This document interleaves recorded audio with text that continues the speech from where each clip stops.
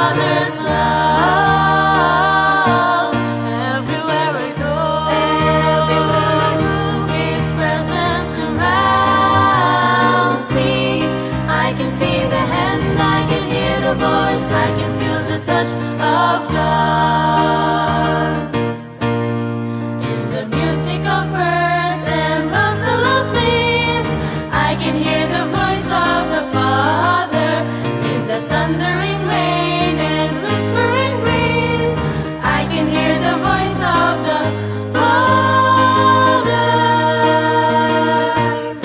I can see the hand, I can hear the voice, I can feel the mighty touch of the Father's love. Everywhere I go, His presence surrounds me. I can see the hand, I can hear the voice, I can feel the touch of God. On a warm summer's day when the sun's shining bright, I can feel the touch of the Father. In the snow that falls on a cold winter's night, I can feel the touch of the Father. I can see the hand around me, I can hear the voice, I can feel the mighty touch of the Father's love. Everywhere I go, His presence surrounds me. I can see the hand, I can hear the voice, I can feel the touch. See the hand, hear the voice, I can feel the touch. See the hand, hear the voice, I can feel the touch of God.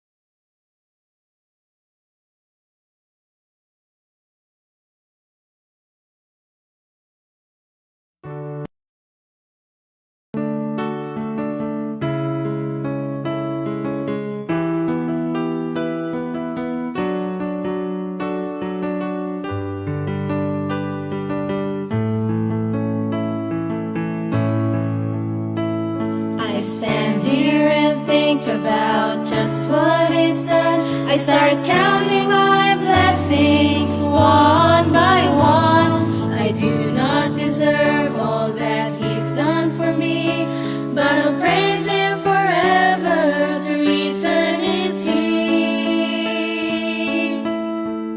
I am amazed that He'd take the time to give me such blessings and fill up my life. God is so good, I cannot express how thankful I am.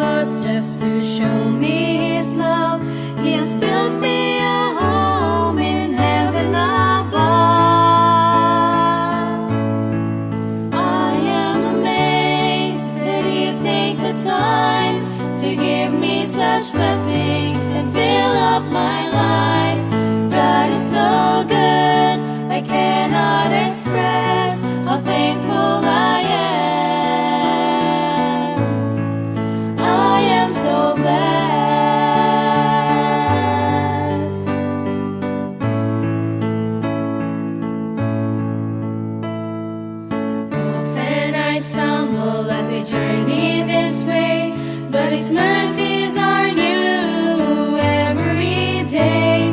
His grace is sufficient for every trial. He amazes me more and more every mile. I am amazed that He'd take the time to give me such blessings and fill up my life. God is so good, I cannot express how thankful I am. I am so blessed. I am amazed that He'd take the time to give me such blessings and fill up my life. God is so good, I cannot express how thankful I am. I am so blessed.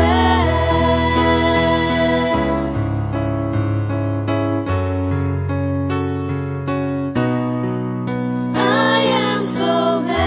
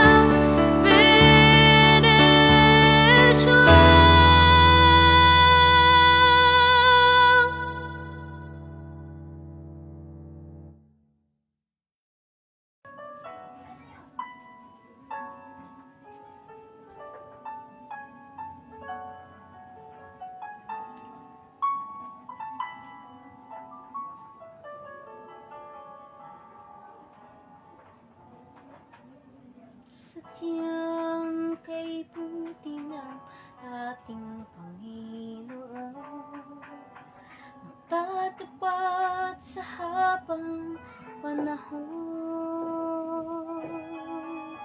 maging sa kabila ng aking pagkukulang, biyaya niya'y patuloy na laan. Katulad ng pagsinag ng gintong araw, patuloy siyang nagbibigay tanglaw. Kaya sa puso ko damdamin, katapatan niya'y aking pupurihin.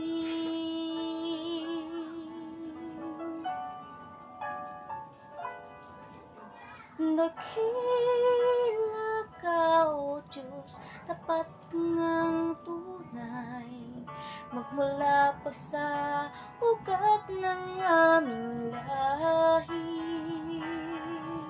Mundo'y magunaw man, maasahan kang lagi, maging hanggang wakas nitong buhay.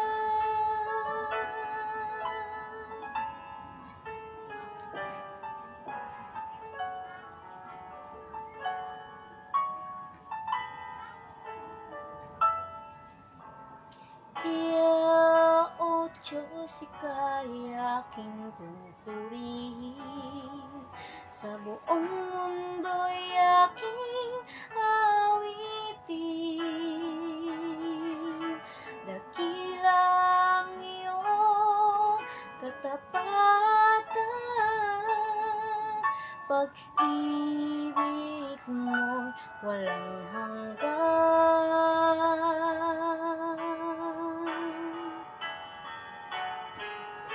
Dakila ka, O Diyos, tapat kang ang tunay, magmula pa sa ugat ng aming lahi. Mundo'y magunaw man, maasahan kang lagi, maging hanggang wakas nitong buhay.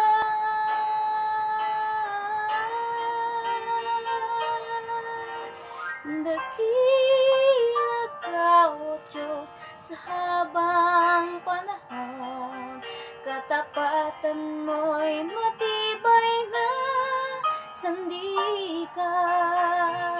Sa bawat bighati, tagumpay man ay naroon, tuluyan ng pag-asa kung kailan ay hinahon.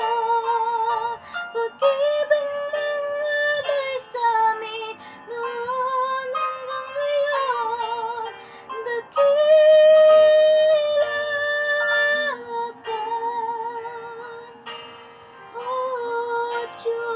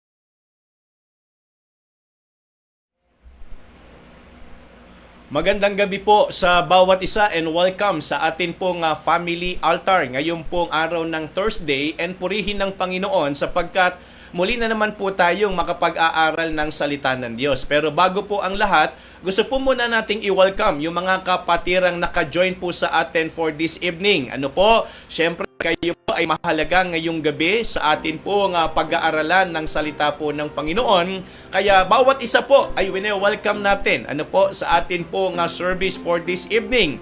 And syempre, gusto rin nating pasalamatan si Sister Ann sa kanya pong inawit para sa Panginoon na dakilang katapatan. Alam niyo po, itong awiting ito ay laging nagpapaalala po sa atin ng kabutihan ng Panginoon. Kaya nga napakaganda ng mensahe ng awiting ito, at sana talagang ito po ay makita sa buhay natin na mayroong Diyos na dakila at tapat na lagi talagang nagbibigay po sa atin ng lahat ng atin pong mga pangangailangan. Kaya nga mga kapatid, sana'y handa na po ang ating puso para makinig at mag-aral ng salita po ng Panginoon. Kaya kung kayo po ay may mga Biblia, atin na pong simulan ng ating gagawing pag-aaralan. Please open your Bible in the book of 1 Corinthians chapter 13 and verse number 11. Again, 1 Corinthians chapter 13 and verse number 11. Ito po ang sabi ng talata. When I was a child, I spake as a child. I understood as a child. I thought as a child. But when I became a man, I put away childish things. Well, tayo po munang lahat ay yumuko at pumikit para po sa gabay ng Panginoon. Tayo po ay manalangin. O aming Diyos na banal at makapangyarihan sa lahat, tunay na dakila ka, O Diyos, sa amin pong mga buhay. Ang inyo pong kapangyarihan, ang inyo pong pag-ibig, ay amin pong nakikita sa amin pong mga buhay sa araw-araw. Kaya Panginoon, sa pagkakataong ito, tunay po na kami ay makapagbigay ng kaluwalhatian at kapurihan sa inyo pong banal na pangalan. Kakitaan mo po kami, O Diyos, ng kauhawan, ng interes sa inyo pong salita. Kaya wag mo pong payagan na ang kaaway kami gambalain. Wag siyang magtagumpay, Panginoon, na agawin ang pagpapala na inilaan mo para po sa bawat isa. Samahan mo kami, O Diyos, ngayong gabi. Naway tanganan mo po ang aming mga kagamitan para ang mensahe mo ay maging malinaw at maayos na maibahagi sa bawat isa sa mga kapatiran sa kanila pong mga lugar at kabahayan. Kaya Panginoon, kami po ay umaasa ng inyo pong gabay, pagpapala at patnubay sa gabing ito. Tunay po, Panginoon, na aming kinikilala na kailangan po namin, O Diyos, sa aming buhay ang inyo pong salita. Kaya Panginoon, ikaw ang kumilos sa amin pong mga puso. Salamat po, Panginoon. Ito po ang aming panalangin sa pangalan po ni Kristo Jesus. Amen. Well, the title of our message for this evening is The Importance of Growing Up. Napakahalaga po na ito ay mangyari sa buhay po ng bawat isa sa atin. Sapagkat ako po'y naniniwala na ito po ay inaasahan ng Panginoon sa bawat mananampalataya. Magandang aralin po natin, gaya ng sinabi ni Apostle Paul, spiritual growth is like physical growth. We start small and move ahead one day at a time. Kaya nga maganda, ito po'y maging malinaw sa ating lahat na ang bawat isa po sa atin ay makaranas ng paglago ng ating pananampalataya. Makaranas po tayo, mga kapatid, ng pagbabago ng atin pong spiritual life. Kaya nga, ito ho yung sinabi ni Apostle Paul sa mga taga-Korinto. Hindi kasi po pwedeng tayo po ay nagmamature lang physically, hindi ho po pwedeng tayo po ay nagmamature lang mentally, kundi dapat tayo rin po ay nagmamature o nag-grow spiritually. Kasi isipin po ninyo, mga kapatid, kapag ito po ay hindi nangyari sa isang Kristiyano na simula ng kanyang kaligtasan hanggang sa patuloy ng kanyang pakikinig ng salita ng Diyos sa pag-aaral ng mensahe ng Panginoon, mga kapatid, pag ito po ay hindi nangyayari sa isang Kristiyano, sigurado po ako na mayroong problema sa kanyang puso.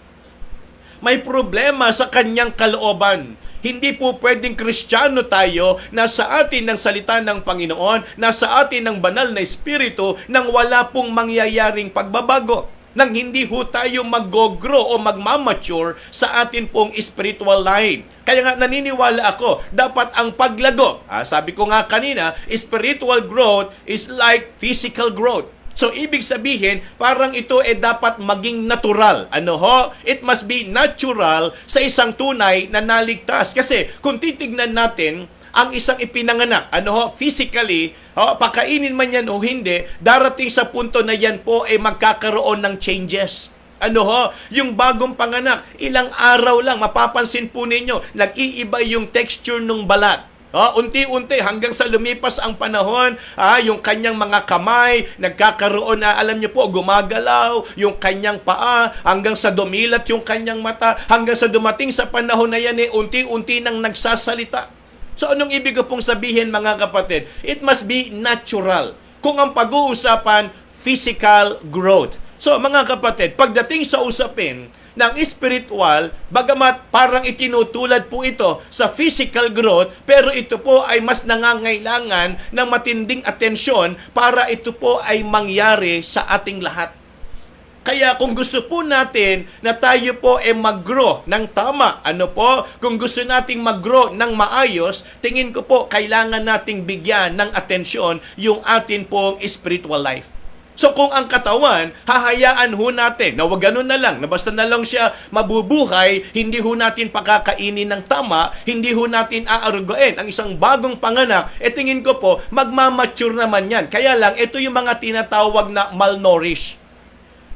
Kumbaga, tumatanda pero hindi po nagiging maayos yung kanilang kalagayan. Kung titignan po ninyo, physically, yung kanyang kalamnan, yung kanyang buto, yung kanyang height, yung kanyang itsura. So sa madalit salita, tumatanda pero hindi ho nagiging maganda yung kalagayan.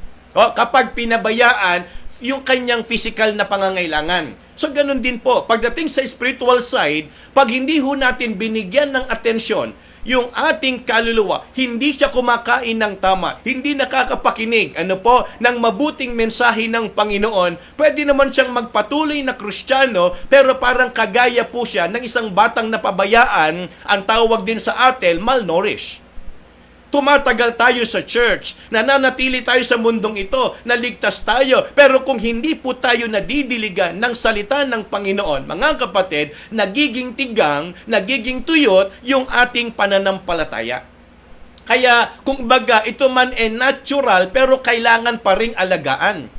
Kailangan pa ring busugin ng tamang pagkain. Kailangan pa ring bigyan ng tamang atensyon, bagamat pwede tayong lumago sa sarili lang natin at sa kaparaan ng tumatagal tayo sa gawain. Kaya nga mga kapatid, mahalaga na tayo po ay nagbibigay ng oras sa pakikinig ng salita ng Panginoon. Amen? Kaya mahalaga ho ito, mga kapatid. Hindi ho biro na tayo po ay gumagastos para po tayo ay makapag-aral ng salita ng Panginoon. Bumibili tayo ng mga kagamitan. Nagbabayad tayo ng internet. So gumagamit tayo ng kuryente. So ang lahat ng yan, naniniwala ako, pwedeng tawagin nating investment para sa ministry. Pero ganun pa man, yan po ay pamamaraan para sa mga mananampalataya na yung ating pangangailangan espiritual ay matugunan. Kaya sana naman po sa mga kapatiran ho natin, lalo na yung mga bago, naniniwala ako, kung ang matatagal ng Kristiyano, kailangan ang salita ng Diyos, mas lalong kailangan ng mga bago. Kasi nga, paano ho sila magmamature? Paano mag-grow? Kaya nga, yun ho ang nakita ko po, mga kapatid. It must be natural. Hindi na ho dapat kailangan piliting pakainin ng salita ng Diyos, yung mga bagong panganak. Dapat po yan inaasam na talaga. Kumbaga hinahanap. Kumbaga sa physical food, mahalaga ho sa atin ang pagkain. At may tamang oras, may takdang oras ng pagkain. Meron tayong tinatawag na almusal. Yung almusal natin, madalas yan tuwing umaga. So kumbaga, meron tayong nakahanda na kumbaga almusal sa umaga at meron tayong tinatawag na pananghalian. Yan naman ho sa bandang 12:00 ng tanghali, sa kalagitnaan ng tanghali at ng umaga.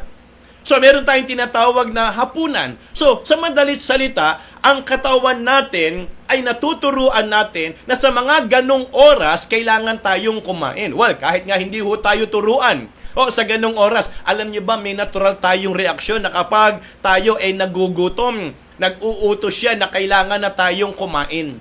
So, ibig kong sabihin, dapat ito po ay maging gawinan ng mga mananampalataya na tayo po ay dapat nag-uukol ng panahon sa pagkain ng salita po ng Diyos. Kaya sana ito po'y maging klaro sa atin pong lahat. Hindi lang po ito natural, but this is also necessary or need. Kailangan natin yan kasi nga pagkain po ang salita ng Diyos. Kaya kahit sabihin pa ho natin na matagal na tayong Kristiyano, kung hindi naman ho tayo kumakain ng tama ng salita ng Diyos, kung hindi naman ho tayo lagi, nanginginain ng salita ng Panginoon, hindi ho tayo nakikinig, hindi tayo napapasama sa mga nag-aaral, o tayo mismo, hindi ho tayo nagbabasa at nagdi-devotion, mga kapatid, malaki po ang ating problema.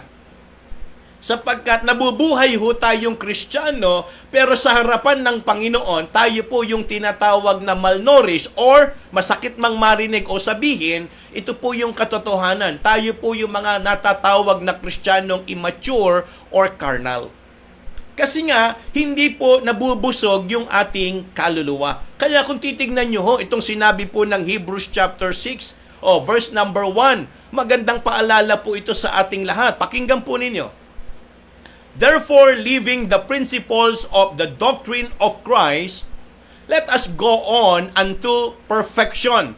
The word perfection is, ito po maturity. Hindi ho ibig sabihin ng perfection dyan pagiging sinless. No, hindi po ganon. Ang ibig sabihin po dyan papunta sa pag-grow o pag-mature. Not laying again the foundation of repentance from dead works and of faith toward God. Kaya mga kapatid, magandang maging klaro po ito sa ating lahat. Na tayo po ay dapat dumating sa punto ng level ng ating pong spiritual life na tayo ay nag-i-improve, na di-develop yung ating faith at nag-grow yung ating spirituality. Kumbaga, doon po makikita. Ngayon, ito ho ang magandang mapansin natin. Sa ating lahat, hindi ho kailangan ang mag-grow lang yung mga bago. Lahat po tayo, continuous yan. Kailangan tayo po patuloy na lumalago. Habang tayo po nandito pa sa lupa, ang mananampalataya ay karapat dapat na lumago. Sapagkat tayo po patuloy na binubusog ng salita po ng Panginoon. Ano ba yung mga dapat nating tandaan o maintindihan para po sa kahalagahan ng atin pong tinatawag na spiritual growth or maturity? Kasi kung titignan po ninyo, ito po ay merong indication na tinatawag. Kapag ang isang tao nagmamature, meron pong nakikitang changes. Excuse me po. Merong indication na tinatawag. Di ba, pag physical, makikita mo, yung anak natin tumatangkad na. Parang ilang panahon lang Alam nyo, nung nakita ko nga si Eman, yung anak nila Brother Arnel and Sister Rian, nung nakita ko si Eman, nung dumating sa church, nagulat ako Alam nyo kung bakit? Kasi nung huling makita ko siya, medyo maliit pa. Pero nung nakita ko siya, nitong atin pong youth retreat, bago itong mag-Christmas fellowship, napakatangkad na bata. So, anong ibig ko sabihin? Hindi ho dapat yun nakapagtataka. Kasi nga, naaalagaan, napapakain, at ito yung panahon na talagang dapat lumalaki na siya. Kaya nga kung titignan natin mga kapatid, dito po sa ating pinag-aaralan, napakahalaga na makita natin, manotice natin, nag-grow ba tayo? Ako mismo, tatanungin ko sarili ko, nag-grow ba ako? Kasi dapat makita yung indication ng isang totoong lumalago. Hindi ko kasi po pwedeng lumalago tayo nang hindi napapansin. Mga kapatid, linawin natin mahalaga po yan. Dapat tayo mismo nakikita natin yung sarili natin kung talagang tayo lumalago. Mahalaga po yan. Meron pong indikasyon na dapat makita. Merong manifestation na tinatawag. Kaya yun ho yung mga bagay na yan. Kaya nga, maganda ho, eto po yung ating pag-aralan. Bakit ba natin kailangang lumago? Para saan ba ito? Ano ba ang magiging pakinabang o purpose nito sa atin pong mga buhay? Ito ho, ang nais kong ibahagi ngayong gabi mula po dito sa ating pinag-aaralan. Number 1, for understanding. Okay, balikan ho natin yung passage natin. Sa 1 Corinthians chapter 13, verse number 11. Pakinggan po natin. When I was a child, I spake as a child. I understood as a child. Okay, don't get me wrong. Ano po, mga kapatid, lalo na sa mga anak-anak natin sa church. Ano po? So, tingnan po ninyo, ang bata, kailangan mong ulit-ulitin sa kanya yung inuutos mo, yung sinasabi mo. Kasi nga, yung bata, hindi pa ganung kalaki o kalawak yung kanyang pangunawa. Kaya sabi ho dito ni Apostle Paul, I understood as a child. Kaya mahalaga po bilang Kristiyano na tayo po ay nag-grow o nagmamature kasi hindi ho po pwede na tayo po ay hindi makaintindi ng mga aral at katuruan ng sinasabi po sa salita ng Panginoon. Sapagkat darating ang time na hindi ho natin talaga mag-grasp or ma-understand yung sinasabi po ng salita ng Panginoon. Kasi nga, hindi ho tayo nagmamature. Naalala ko nun, nung bata pa si Rachel, doon pa kami nakatira noon sa Balangkas, nandun yung mga album namin. Pinagbubuksan niya, tinignan niya, at nabuksan niya yung wedding album namin. Ang tanong niya sa amin noon, bakit daw wala siya doon? Isipin niyo ho, wedding album namin, ang tanong ni Rachel, bakit wala daw siya noon? So, pinaliwanag namin sa kanya, pinaliwanag ng mami niya. Kasi kung nandoon ka, malaking problema. Bakit? Kinasal kami, may anak na kami. Naintindihan po ninyo, mga kapatid. So, ang ibig ko sabihin, yung bata, hindi ganun kaagad kadali makaintindi ng sitwasyon. Ipapaliwanag. Kaya nga ang bata, matanong eh. Hindi kaagad siya nakakaintindi ng basta salita lang. Tatanungin, anong ibig sabihin nun? Anong ibig sabihin nun? Mga ganun lagi yung mga bata. Kaya nga, napakahalaga sa Christian life na tayo po ay mag-mature, mag-grow. Bakit? Mahalaga po yan para sa atin pong understanding. Tignan nyo ho yung sinabi ni Apostle Peter. 2 Peter chapter 3, verse number 18. Sabi po rito, but grow in grace and in the knowledge of our Lord and Savior Jesus Christ. To Him be glory both now and forever. Amen. Well, tignan nyo ho yung sinabi dito. Maganda po ito eh. Sabi diya, but grow in grace and in the knowledge of our Lord and Savior. Kumbaga, dalawang pagkatukoy sa ating Panginoon ang binanggit ni Apostle Peter dito po sa verse number 18. Ang sabi niya, in the knowledge of our Lord and in our Savior. And that is the Lord Jesus Christ. So, ibig sabihin, kung ang isang Kristiyano talagang magiging malago, ito yung dalawang kalagayang maiintindihan niya. Wala siyang ibang tagapagligtas kundi ang Panginoon lang. Okay? Malinaw po yan. Pangalawa, hindi lang dapat Panginoon si Jesus sa buhay natin. Dapat siya rin, hindi lang siya tagapagligtas, kundi siya din ay Panginoon sa buhay natin. Kaya dapat maging malinaw po. Kaya napakahalaga na yung ating isip, yung ating puso, laging mapakain at malamanan ng salita po ng Panginoon. Sapagkat kapag tayo po laging busog, kapag tayo po laging meron pong salita ng Panginoon sa ating isipan, sa ating puso, yan po ang bumubuo ng masasabi po nating pagkain ng ating kaluluwa. Kumbaga sa physical food, pagdating sa tiyan, siya po ang nag-aayos niyan para dalhin yung mga bitamina sa bawat bahagi ng katawan natin. Yung para sa puso, yung para sa isip, yung para sa dugo, yung para sa balat, yung para sa ugat. So lahat ng yan, pagdating sa sikmura natin, sa tiyan natin, siya na ang bahala. Kung saan dadalhin yung mga kailangan nating bitamina para sa ating katawan. So ganun din. Kung sa tiyan pinaprocess, yung in-intake nating food, pagdating sa puso natin, doon din po yan pinaprocess. Kung paano tayo manalita, kung paano tayo dapat nagre-react sa buhay natin, kung paano tayo gumagawa sa gawain ng Panginoon. Kaya kung ang proseso ng physical food ay sa ating tiyan, ang proseso naman po ng spiritual food o ng Word of God ay sa ating mga puso. Kaya kapag ang puso po natin laging busog yan, mga kapatid, maniwala po kayo, maganda ang tinitibok niyan. Isipin po ninyo, kapag ang tiyan natin laging gutom, kumukulo. Alam nyo ho ba yun? Pag gutom tayo, di ba? Anong nararamdaman nyo? Masakit ang tiyan, kumukulo. Bakit? Walang laman. So wala siyang ma-process. So ganun din po mga kapatid. Kaya nga alam nyo, sabi ni David, naalala ko lang ngayon. Anong sabi niya? Mahalaga na ang salita ng Diyos mapasa kanyang puso. Because anong sabi niya ron? Thy word have I hid in mine heart that I might not sin against thee. Against God.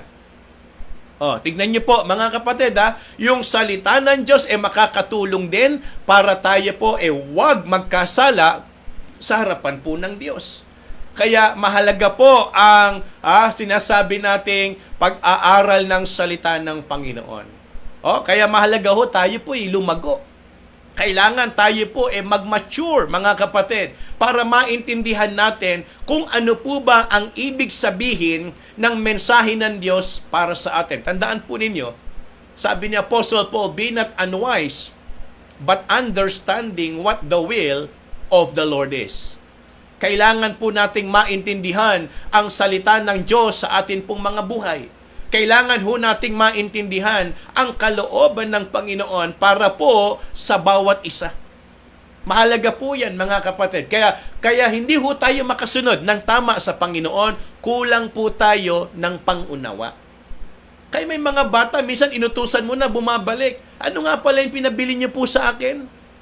Di ba? Nagugulat ka na lang. Di ba't ang sabi ko ganito? Nagugulat tayo, bakit hindi nagawa ng tama? Hindi kasi lahat naiintindihan ng bata. Bakit may pagtatalo? Bakit may kahirapan? Bakit may mga sitwasyon? Hindi ho naiintindihan ng bata yan Hindi nila alam yung problema na kinakaharap ng kanilang mga magulang. Excuse me po. Hindi nila alam kung ano yung problema ng atin pong bansa. Wala ho silang naiintindihan dyan. Ang alam lang ng bata, maglaro. Ang alam lang ng bata, kumain. Ang alam lang ng bata, alam nyo, manghingi ng kanilang pangangailangan. Hindi nila naiintindihan kung mahirap ba ang buhay natin. Hindi nila naiintindihan kung tayo ba ay may problema. Wala silang ganong pangunawa unless na sila po ay mag-grow, mag-mature. Kaya sabi ni Apostle Paul in verse number 11, I understood as a child. Yan ho ang sabi ni Apostle Paul dyan. Malinaw po na ito yung kalagayan na tinutukoy niya sa mga kapatiran, sa mga taga-Korinto. Pero, anong sabi niya? I put away childish things.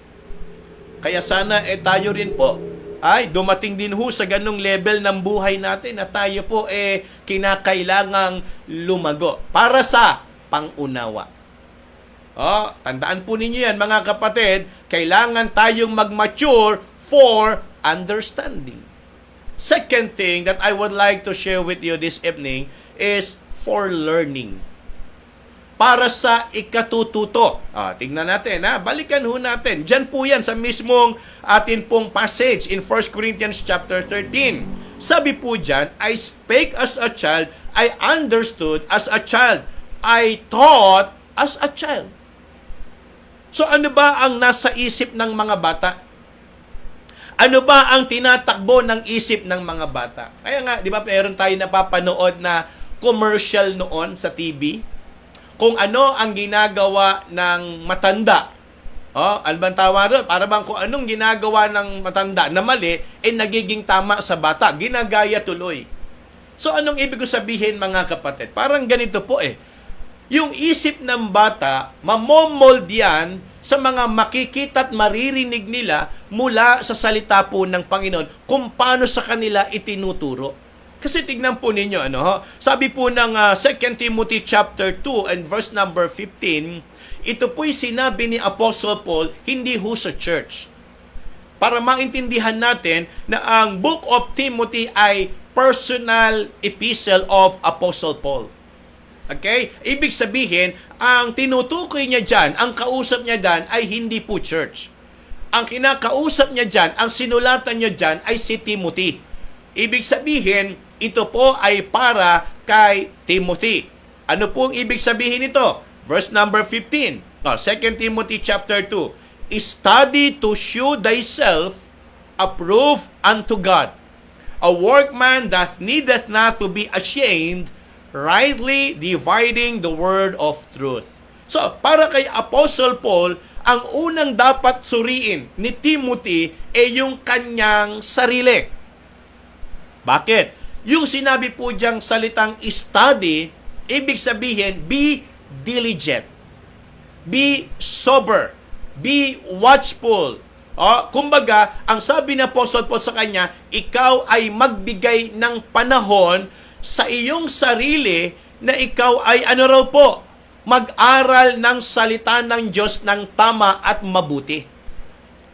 Kasi kung titignan natin mga kapatid, yung idea po dyan ng rightly dividing the word of truth. So ibig sabihin, tignan mo, Timothy, ang sarili mo kung ikaw ay nagmamature, kung ikaw ay natututo, kung ikaw ay sumusunod sa Panginoon. Sapagkat doon mo magagawa yung pag-aaral ng salita ng Diyos na tama. Kaya may mga pangyayari, ganito po yan.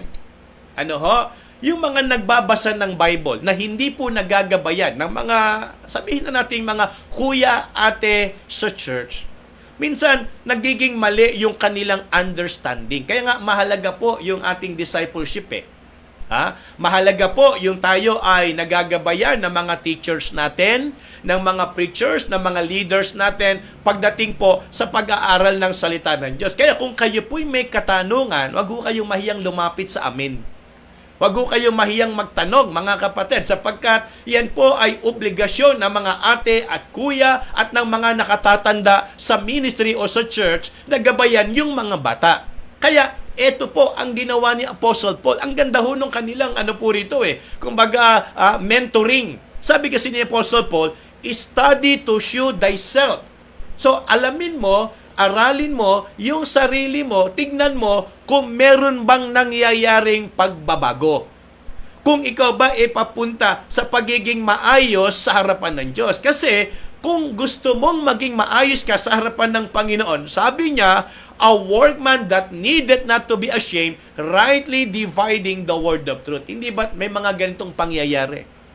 Yung mga bago natin sa church, pag nagbasa, kung minsan, di nila naiintindihan. Ano ba ang ibig sabihin nito? Kaya ang nangyayari tuloy, basta babasahin na lang nila kung ano yung abot ng kanilang kakayanan, yun na lang yun. Hindi na nagtatanong. Kaya namamali tuloy. Naintindihan nyo, mga kapatid?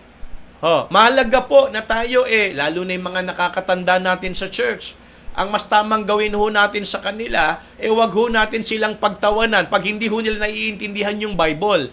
Ang mas tama, dapat tayo mga matatagal na sa church, gumagabay sa mga bata sa gawain ng Panginoon. So, ganun dapat ang atin pong nagiging prinsipyo. Wag ho natin basta iiwan na lang sa kanila. May Bible ka na, bahala ka na sa sarili mo. Hindi ho ganun. Maliligaw ho yan ng paniniwala. Kaya mahalaga po ang mga ate at kuya sa church. Mahalaga po yung mga tagapagturo natin ng Biblia. Mahalaga po yung nangangaral ng salita ng Panginoon na talagang ituro sa mga bago at sa mga kapatiran yung tamang katuruan ng salita po ng Panginoon. Mahirapan ho tayong matuto hanggat hindi ho tayo lumalago. Kaya yun ho yung nakita ko po dyan, mga kapatid. Ngayon, ang indikasyon ng lumalagong Kristiyano at natututo, ang sabi ng Bible, tama ang kanyang pag-aaral ng salita ng Panginoon. Meaning, may natututunan. Opo, may natututunan, mga kapatid. Kaya nga, yan ho yung pangalawang bagay na nakita ko rito Kung gaano kahalaga yung atin pong tinatawag na paglago sa ating pananampalataya. Gaano ba kahalaga? Yung spiritual growth o yung maturity tinatawag. Kasi mahalaga ho yan for understanding. Hindi ho natin maiintindihan ang kalooban ng Diyos hanggat hindi ho tayo lumalago sa salita ng Panginoon. Hindi ho tayo matututo hanggat hindi ho tayo nag-grow. Kaya yan po yung kahalagahan or isa sa kahalagahan ng isang pagiging malago sa pananampalataya. And number 3, for blooming. Ayan, eto madali natin itong maiintindihan. Lalo na yung mga young people natin. Kung babalikan ho natin yung ating mga picture noon, Mga kapatid, baka magkatawanan tayo pag nakita ho natin yung mga old photos natin makikita nyo ho ron, nandun yung mga mangingitim, di ba? Yung mga itsura pa, talagang totoy na totoy, neneng-nene. So, ibig sabihin, yung itsura ba kung babalikan natin noon sa itsura natin ngayon, abay mga kapatid, talagang mapapapraise the Lord tayo Bakit po? Lalo na marami ho sa mga kabataan ngayon aware na sa pagpapaganda Kaya lang, sana siguraduhin natin na yung pagpapaganda na yan may magandang purpose. Baka mamaya puro pagpapaganda lang, wala naman talaga tayong kumaga nagiging gamit sa gawain ng Panginoon. Kaya sana ho lagyan natin ng purpose yung mga nangyayaring maganda sa buhay natin.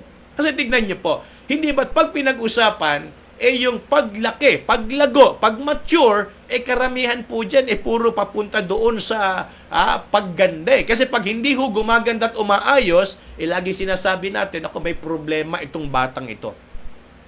Okay? So, kung bakit mahalaga, yung tayo po mag-grown up, mga kapatid, para po sa itsura natin at sa image natin. Kasi, physically, pag tinignan natin, ang isang nagmamature, siyempre po, yung height. Nakikita natin, abay, ketangkad naman itong bata na ito. Diba? Yung kulay natin, nagiging aware na tayo na hindi tayo basta-basta dapat nagpapaitim. Gusto natin, pumuputi tayo. Kaya nga yung iba dyan, magastos imbis na ordinaryong sabon lang, wag na ho tayo magbanggit ng brand. Imbis na ordinaryong sabon lang, bumibili pa ng mga sabon na may content ng pampaputi. Kasi nga, aware na yung mga bata na maganda pag maputi.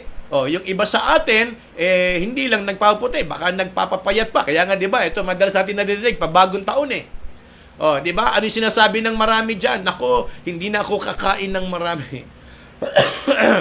Magda-diet na ako. Magpapapayat na ako. Totoo kaya yun?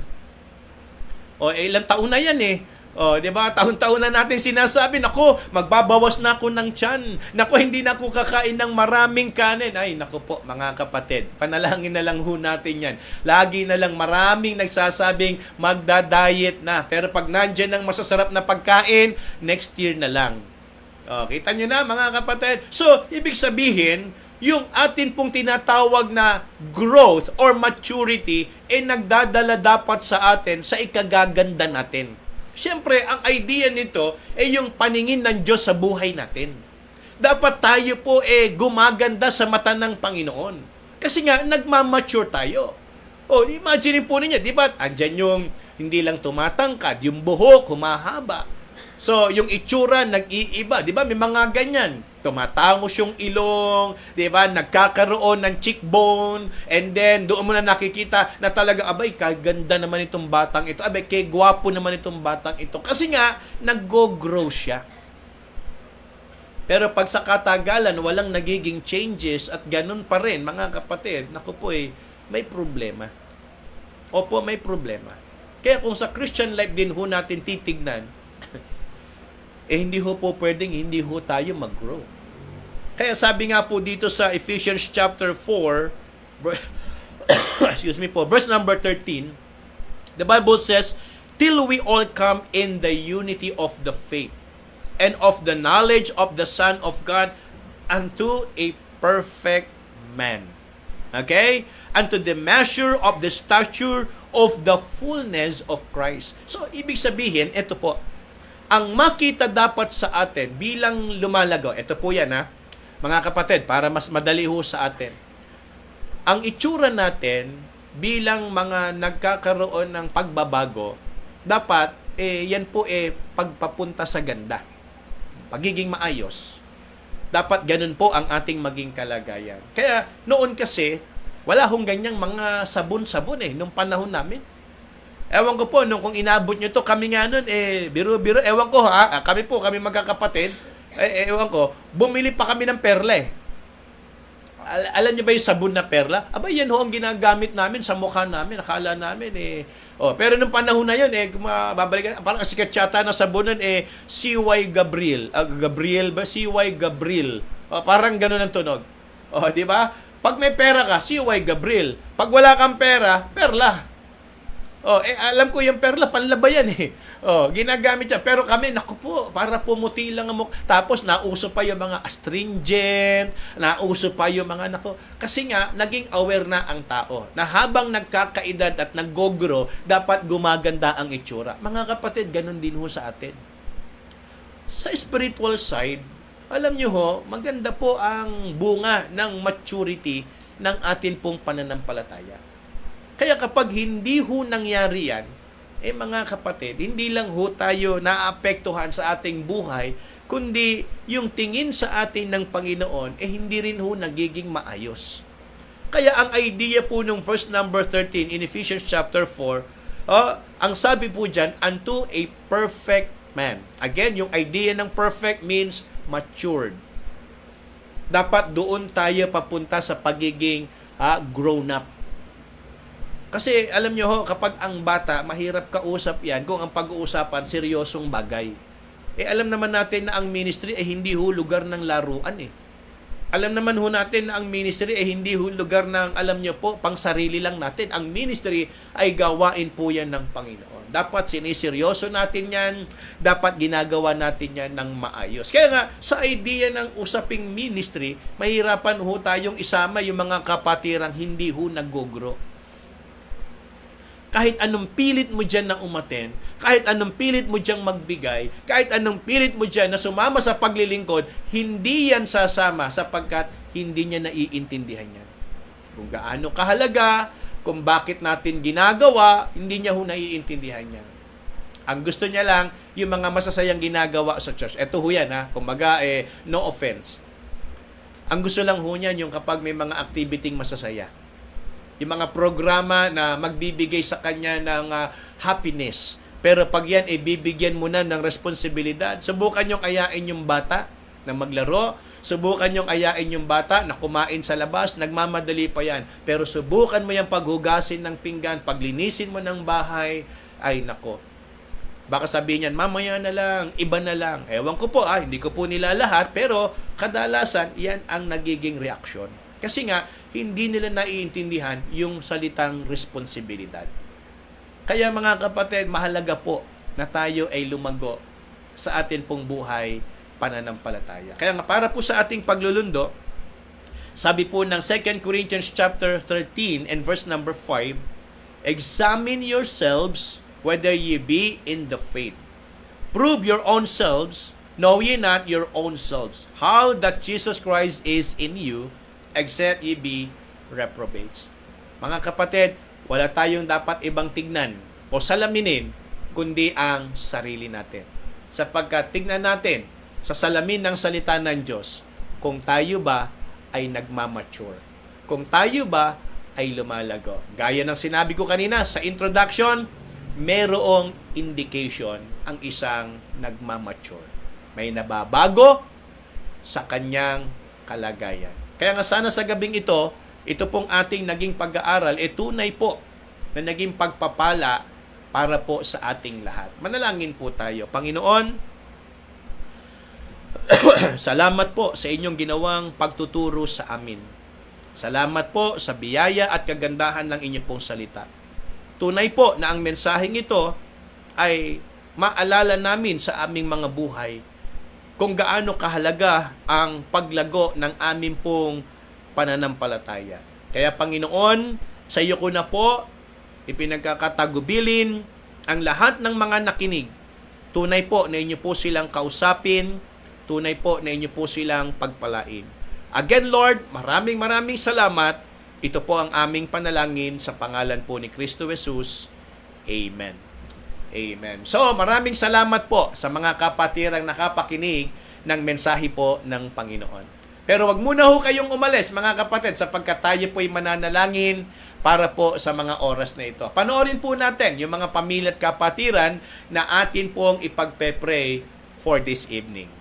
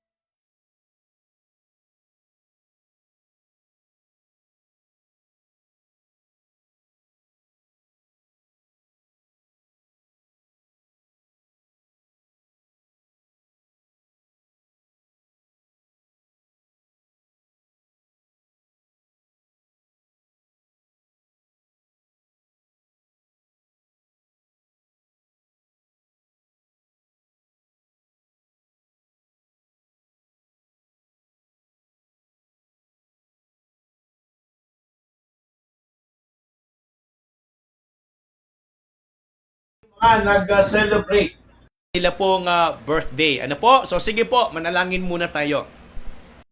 Dakilang Diyos na makapangyarihan sa lahat, sa gabing ito, Panginoon, kami po ay muling lumalapit na inyo pong dinggin, Panginoon, ang amin pong kahilingan para po sa mga pamilya at kapatiran sa gawain po ninyo, Panginoon. Lord, dalangin ko po ang Biagtas family. Ikaw po, Panginoon, ang patuloy na magbigay ng kalakasan para kay Ninong As, kay Ninang Flor, sa mga pang-araw-araw po nilang ginagawa sa pagtitinda, sa mga gawaing bahay, sa pag-aasikaso sa kanilang pamilya, at maging sa kanilang mga aktibidades at pinupuntahan, Panginoon. Ikaw po ang pumatnubay sa kanila. Tunay po na pagpalain mo rin ang kanila pong tindahan. Pagkalooban mo po si Ninang Flor ng malusog na pangangatawan at maging si Ninong As at ilayo mo po sila, Panginoon, sa banta ng mga karamdaman, O Diyos. At maging ang kanilang pamilya, ang kanilang mga anak, manugang at apo, dalangin ko rin po, Panginoon, na inyo rin po silang patnubayan ng pamilya ni Mac, pamilya ni Ana, ni Vanessa. Tunay po, Panginoon, na inyo po silang gabayan at alalahanin, Panginoon, sa kanila pong mga pangangailangan. Maging si Jason, ang dalangin ko po ang patuloy na pag-iingat mo para sa kanya, kalakasan ng katawan, at patuloy mo siyang kausapin, Panginoon, naway magkaroon ng pagkakataon na siya'y muli pong makapakinig ng inyo pong salita. Lord, dalangin ko po si Preacher Carlo. Ikaw po ang patuloy na gumamit ng kanyang buhay. Patuloy mo siyang palakasin. Patuloy mo siyang bigyan, O Diyos, ng wisdom. Ikaw po, Panginoon, ang magbigay ng kanya pong magiging bunga sa gawain, Panginoon. I-provide mo rin ang kanila pong mga pangangailangan sa araw-araw, Panginoon. Lord, dalangin ko po ang Nalaunan family. Ikaw din po ang gumawa sa buhay ni Ninang Alice. Lagi mo po siyang palakasin. Lagi mo po siyang ingatan. Pagpalain mo rin ang kanyang tindahan, Panginoon. Patuloy mo rin siyang palaguin sa kanya pong spiritual life. Ikaw rin ang gumawa, Panginoon, sa kanya pong kalusugan. Ingatan mo rin si Gaisel Ann, si Gilbert.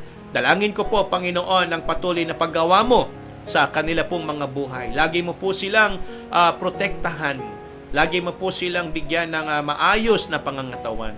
Lord, ang Libunaw family, ikaw rin po ang gumawa kay Derek, kay Sister Jisan, kay Ken. Ang pamilyang ito ay palagi mo pong gabayan.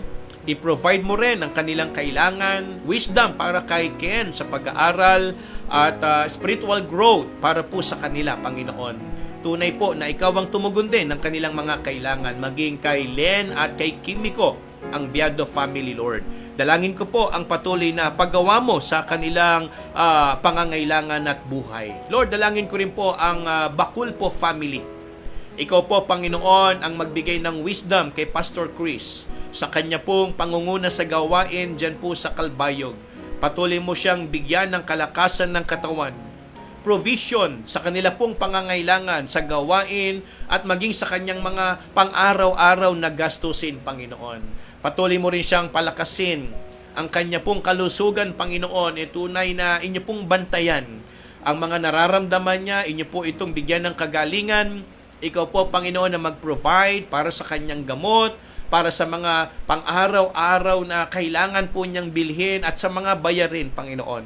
Ganon din kay Sister Jen, maging kay Brother Kit. Lord, dalangin ko po na ang pamilyang ito ay lagi mo pong alalahanin sa kanila pong mga kailangan. Patuloy mo silang gabayan.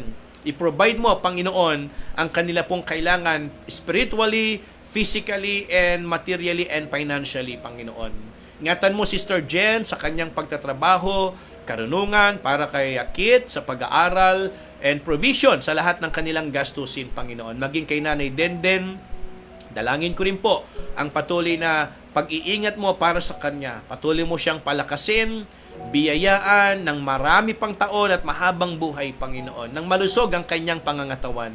At gamot na mga pangangailangan niya, Panginoon, i-provide mo rin po. At ikaw po ang patuloy na magpalago ng kanya pong pananampalataya, Panginoon. Lord, dalangin ko po ang Bautista family. Ikaw ang gumawa sa puso ni Ate Ludi. Patuloy mo siyang katagpuin.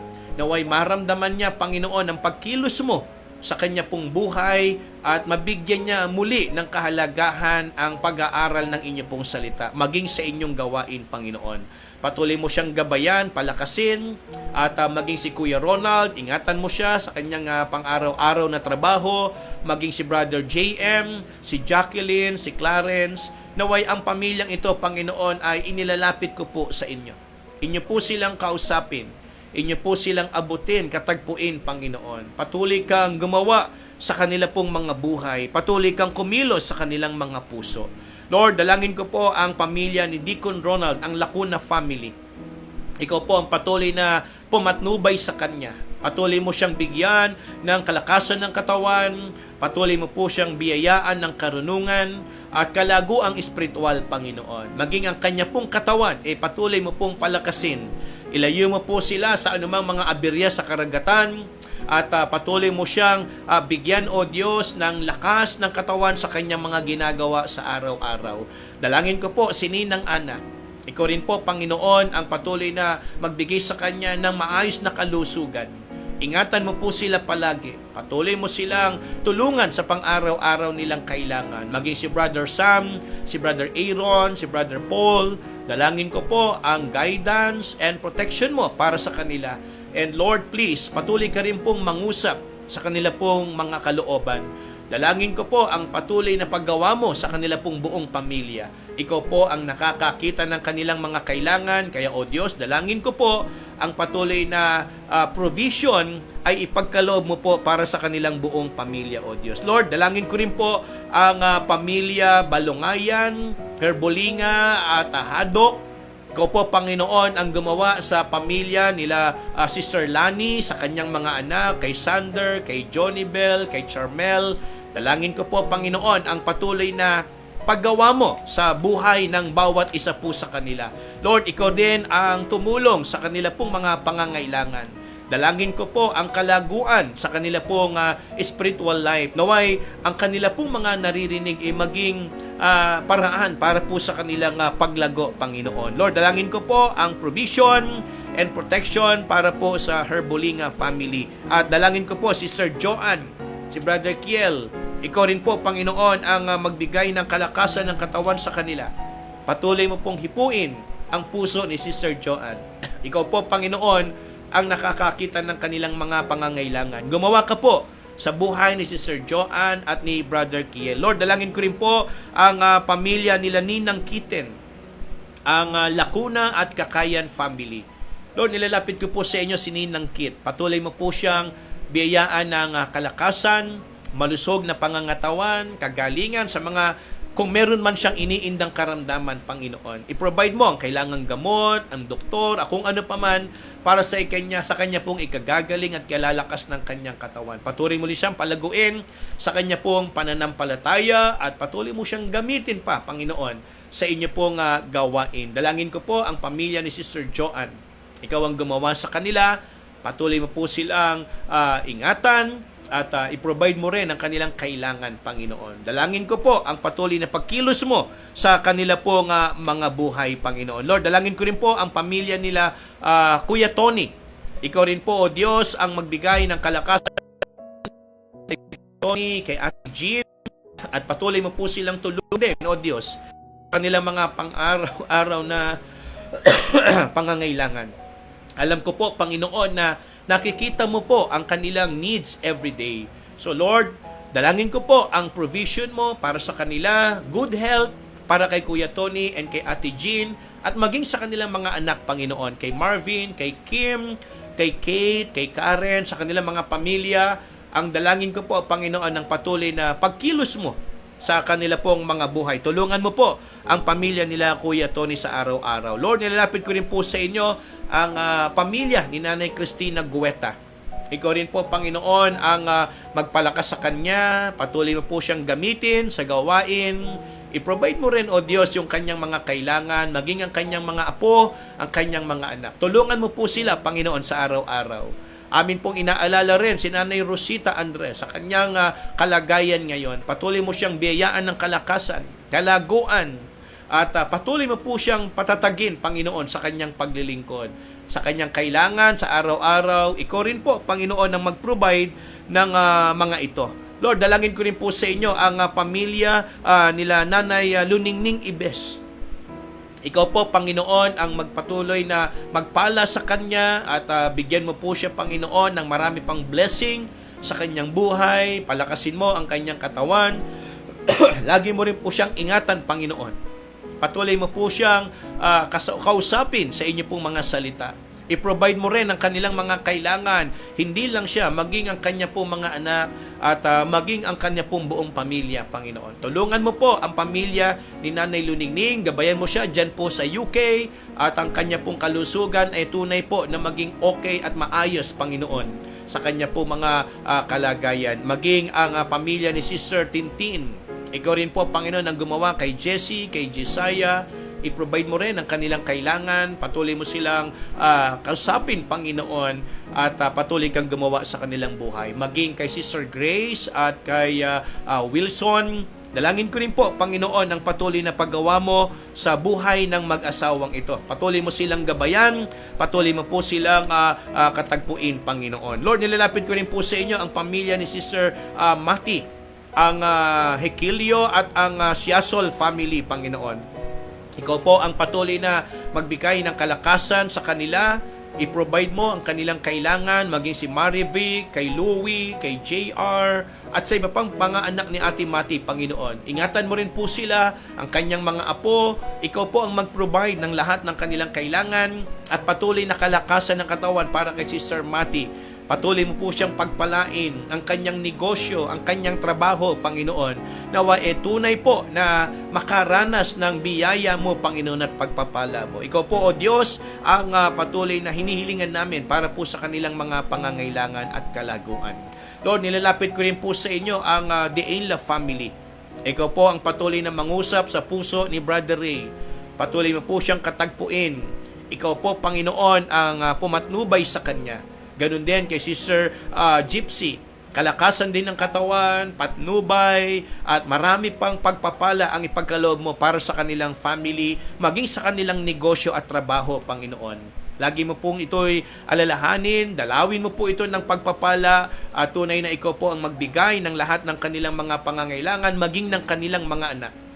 Ikaw ang gumawa kay Renzi, kay Rensil, sa kanilang pag-aaral, kay Andrea, kay Adrian, wisdom, O God, ang ibigay mo po sa mga batang ito. At maging kay Sunny, good health sa bawat isa po sa kanila. Tunay po, Panginoon, na ikaw ang nakakakita ng kanila pong mga pangangailangan. Tulungan mo po ang pamilyang ito. Gabayan mo po sila sa araw-araw at bigyan mo po sila ng maayos na kalusugan. Lord, dalangin ko rin po ang pamilya ni Sister Rayan.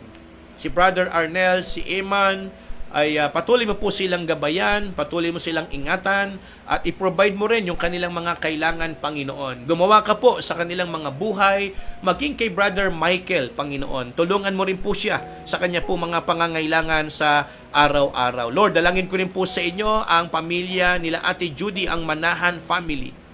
Ikaw po, Panginoon, ang patuloy na gumawa sa kanilang sitwasyon ngayon. Alam mo po ang kanilang kalagayan, Panginoon. Alam mo po ang kanyang prayer request. Alam mo po ang kanilang kinakaharap. Kaya tulungan mo po ang pamilyang ito. Gumawa ka po sa kanilang buhay. Bigyan mo sila ng katatagan, wisdom, good health, and provision for their daily needs. Maging kay Patricia, Panginoon, ikaw rin po ang patuloy na magbigay sa kanya ng kalakasan at wisdom sa pag-aaral, Panginoon. Lord, nilalapit po namin sa inyo ang aming mga preachers at ang mga ilang kabataan po namin sa church. Ikaw po ang tumulong sa kanila, kay Preacher Christian. Give him wisdom, O God, strength, at provision sa pang-araw-araw nilang kailangan. At patuloy mong pagpalain ang gawain sa East Bagong Baryo, Panginoon. Ikaw ang tumulong sa kanya, ikaw po ang magdagdag ng marami pang bunga. Maging kay Preacher Rodel, Panginoon. Dalangin ko rin po ang pagkilos mo sa kanyang buhay, patuloy mo rin siyang biyayaan ng karunungan, at naway papagbungahin mo rin po, Panginoon, ang gawain sa letre. Lagi mo po siyang samahan, tulungan sa kanila po mga ginagawa at maging sa pangangailangan, Panginoon. Maging kay Sister Eliza, patuloy mong gamitin ang kanyang buhay sa ministry at patuloy mo po siyang bigyan ng provision sa lahat ng kanyang mga kailangan at mga bagay na dapat niyang magawa, Panginoon, sa kanya pong buhay para sa kaluwalhatian mo, Panginoon. Patuloy mo siyang gamitin, marami pa siyang maturuan, marami pa siyang mabahaginan ng kanyang kakayanan at mga maituturo sa inyo pong salita, Panginoon. Patuloy kang kumilos sa kanyang kalusugan, maging sa kanilang pangangailangan, Panginoon. Maging kay Sister Weng, dalangin ko rin po ang patuloy na paggawa mo sa kanyang buhay. Patuloy mo po siyang katagpuin, patuloy kang gumawa, O Diyos, sa kanyang kalooban, maging sa kanyang iniindang sakit, sa kanyang pong damdamin, Panginoon, sa kanyang kalooban, at ikaw po, Panginoon, ang kumilos, at maging sa kanyang puso, Panginoon, patuloy mo po siyang pagalingin. Ikaw rin po ang mag-provide ng kanilang mga kailangan, O Diyos. Lord, dalangin ko po si Sister Tricia, maging si Sister Crisanta at si Ann, sa kanila pong pag-aaral, Panginoon. Tulungan mo po sila, maging si Kisha. Ikaw po, Panginoon, ang kumilos sa mga kabataang ito. Tulungan mo po ang kanilang pamilya. I-provide mo yung kanilang needs. Patuloy mo po silang gamitin sa gawain. Lumago sila, O Diyos, sa pananampalataya. At ang karunungan na ipagkaloob mo rin sa kanila, Panginoon, para sa kanilang pag-aaral at para sa kanilang paglilingkod. Lord, dalangin ko rin si Sister Rica at maging si Sister Marian. Ikaw rin po ang patuloy na gumamit sa kanilang mga buhay. Patuloy mo silang palakasin, patuloy mo silang ingatan, at pagpalain, Panginoon. I-provide mo rin yung kanila pong mga kailangan, O Diyos, sa kanila pong pang-araw-araw na pamumuhay. Patuloy mong gamitin ang buhay ni Sister Rica at ni Sister Marian. Sila po'y maging kaagapay ni Pastor Chris sa gawain dyan po sa lugar ng Calbayog. Lord, dalangin ko rin po sa inyo si Brother Gab and Brother Noel. Ikaw rin po, Panginoon, ang gumawa sa kanila. Patuloy mong gamitin ang mga kabataang ito, lalo na po sa ministry na kung saan doon mo po sila inilagay, Panginoon. Patuloy mo silang katagpuin, iayos mo po, Panginoon, ang mga bagay-bagay sa kanilang mga buhay, at patuloy mo silang biyayaan ng kalakasan, at tunay po, Panginoon, na sila po'y maging hamon at pagpapala para po sa mga ibang kabataan at sa inyong gawain. Lord, dalangin ko rin po sa inyo si Brother Roden at maging si Brother Ryan. Ikaw rin po, Panginoon, ang gumawa sa kanila. Patuloy mo po silang palaguin, patuloy mo silang tulungan, patuloy mo silang biyayaan, O Diyos, ng kakayanan na magagamit, Panginoon, para po sa inyong gawain. Kaya Lord, dalangin ko po ang patuloy na paggawa mo at pagkilos mo sa buhay ng mga kabataang ito. Tulungan mo po sila sa kanilang mga pangangailangan. Kaya, O Diyos, sa inyo po namin sila inilalapit, naway tunay po ang lahat ng kanilang pangangailangan ay makarating sa inyo at ipagkaloob mo po ang kasagutan sa inyo pong kaparaanan at sa tamang panahon, Panginoon. Maraming salamat po sa pagkakataon ito, maging sa mga kapatirang nakasama namin ngayong gabi at sa pagpapahintulot mo na kami po ay muling magkasama-sama sa ganitong kaparaanan para makapanalangin sa isa't isa at makapag-aral ng inyo pong salita. Again, Lord, thank you so much sa lahat ng blessing. Ito po ang aming panalangin sa pangalan po ni Kristo Jesus. Amen. Amen. So, again, marami pong salamat sa mga kapatiran, nakasama natin. At gusto lang ho nating batiin, gaya ng sinabi ko kanina, may bisita ho si Preacher Christian. At kung hindi ako nagkakamali, nandyan po yata sa church ngayon. So, nandyan si Marivic Roquero. Nakakatuwa, kasama natin. Hello, Marivic. Maraming salamat at ikaw ay nakasama namin sa pag-aaral ng salita ng Diyos. Maraming salamat sa iyo at sana ito hindi maging una at huli. Ikaw ay makasama pa rin namin sa ibang pagkakataon pa na makakasamang mag-aaral ng salita ng Panginoon. At gusto nating batiin si Ate Bika Sandaga. Diyan po yan sa Baguio City, kung hindi ako nagkakamali. Nandyan ngayon sila Ate Jeanette at Sister Gracel. Ayan, hello po sa inyo dyan, Isang malamig at maginaw at mapag na gabi. Ayan, sa mga nandyan po sa Baguio. Hello po, Ate Bika. God bless po sa inyo. And also kay Ate Merly. Ayan, kasama po natin si Ate Merly from Pasay. Ayan, hello po sa inyo. And also to Pastor Joban Termo ng Calbayog. Ayan, Pastor Joban, thank you sa pakikinig. Maraming salamat. And also kay Brother Leo Aranuez. Ayan, isa po ito sa mga bago nating kalalakihan sa church. Maraming salamat, Brother Leo. And maging kay Ate Milet, naka-join din po siya sa atin for this evening. And maging kay Sister Rian. Naka-join din pala Sister Rian, ha? Kasama rin natin Sister Rian ngayong gabi. Hello sa inyo dyan, ha? Magandang gabi sa mga kapatid natin na nandyan sa Bagong Barrio. At gusto rin nating batiin ng belated happy birthday. Bagamat hindi kami nakapunta kahapon, gawa ng kami po'y umattend ng conference, parang umabot naman ho rito yung handa. Naabutan pa namin yung chicken. Ano pa ba yung meron dito? At pinagsalu-saluhan na po yan. Nilantakan na. Ika nga sa mga Tagalog. Nilantakan na yung pagkain. Kaya belated happy birthday kay Adrian. Ayan. Belated happy birthday kay Adrian Dainla. Ayan. Nandyan po yan sa Bagong Barrio. Isa sa mga anak ni Sister Gypsy. And also kay Brother Chris Casipe. Dyan po yan sa Morning Breeze. Ayan, kasama natin to sa youth retreat.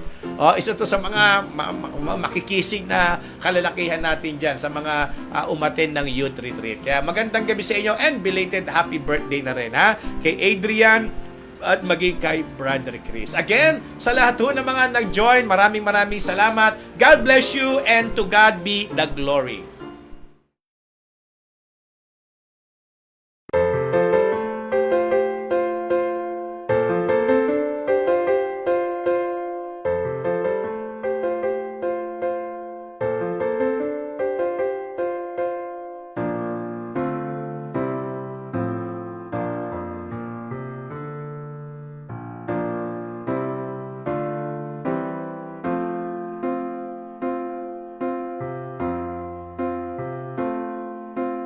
Lord, we pray for the lonely ones and the hurting ones, the ones who don't know what to say or how to pray.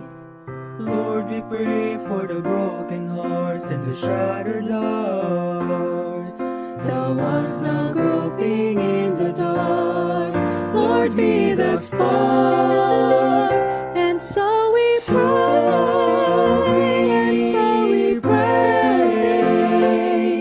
for ways to be used by you. We want to serve, we want to serve, to be faithful, to be caring, to be true, to be faithful, to be caring, to be true.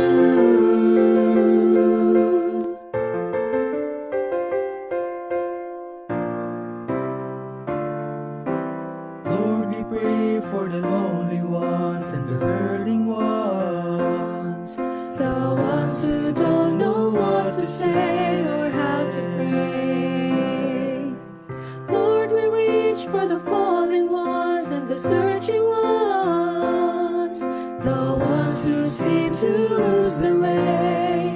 Save them today. And so we pray